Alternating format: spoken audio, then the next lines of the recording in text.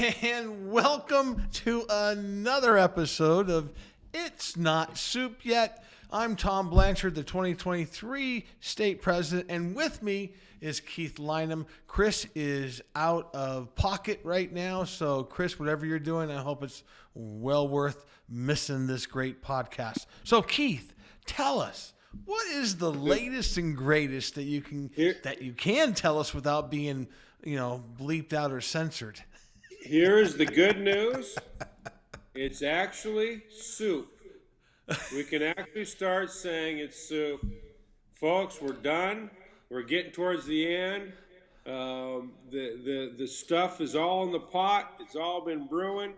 Our big bill that we've got in front of the governor right now has not been signed. We just checked.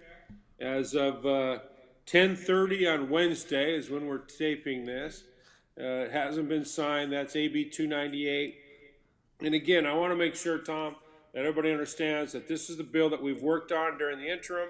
We worked on through the session, and it allows us the cover to go out and not support some of the draconian landlord-tenant rent control, the summary bill, the eviction bills. All of those allows us the ability to say, look, we're supporting one bill that is so well defined to the seniors and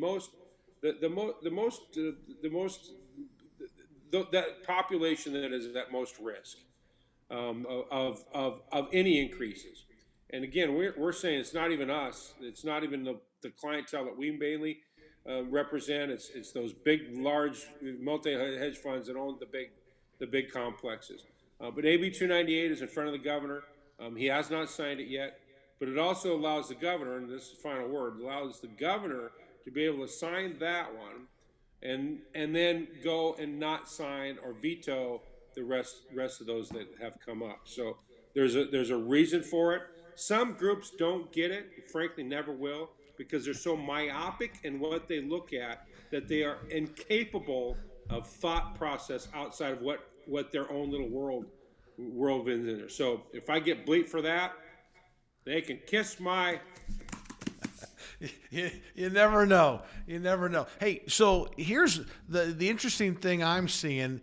We got one of our bills for self-funding never made it out of a drawer when it was at the Senate.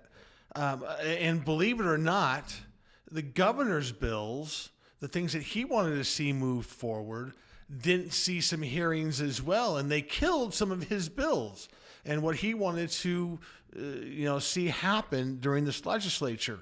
How do you see that playing out as we move forward here with the budget and the A's? And if Matthew McConaughey is up at the legislature today, they're probably talking about, Sony Studios and what are there other studios that may be, thinking about coming into Vegas. All of a sudden, right, and let me add to that one, all of a sudden it seems like Las Vegas, Nevada, is the hot spot to come to and be at. I mean, we finally turned that corner of being a podunk town, and now we have the ability to have football, baseball, ice hockey. I mean, where the heck's the basketball team? That's what I want to know. And soccer and basketball next. I mean, I tell people, I said, even the CEO of MGM, Mr. Hornbuckle, was quoted in the paper as saying, while not a favor of it, of the public subsidy, that it will bring an estimated 400,000 people, and I'm talking about the Oakland A's, the now Las Vegas A's. They will bring 400,000 people to this town that wouldn't ordinarily come. Now, that doesn't count the people that would come to Vegas, that will come because of a Las Vegas A's game. And here's the other thing. It's not like football. It's not like hockey. And as much as we may love both of those sports, it's one and done. They come in for a Sunday game and they're out of here. They come in for a Thursday afternoon or Thursday evening hockey game and they're out. Baseball is 3, if not 4 games. So they will come in for an entire weekend. They're not going to just come in for one game, or maybe they'll go to one game, but they're going to stay for the entire weekend. And so if you don't understand that, you don't understand the Las Vegas economy. And just think about the last 6 years, what we've done and how we've become a town. Just yesterday, it was announced, and we're going to get religious on us, Tom. Just yesterday was that we became an archdiocese for the Catholic Church. Now, that's a huge thing within the Catholic community. That's huge.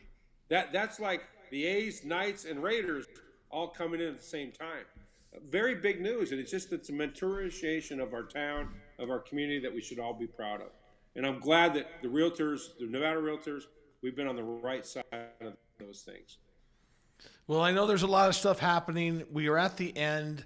The only thing right now I think that we're all looking for is anybody trying to sneak in any secret ingredients into the soup at the last minute.